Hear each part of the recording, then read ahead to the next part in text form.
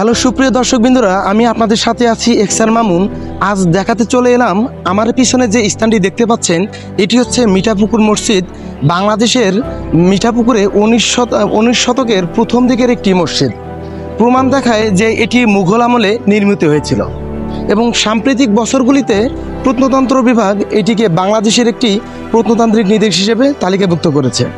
মসজিদটি উপজেলা সদরের মিঠাপুকুর থেকে প্রায় আধা মাইল উত্তর পাশে অবস্থিত।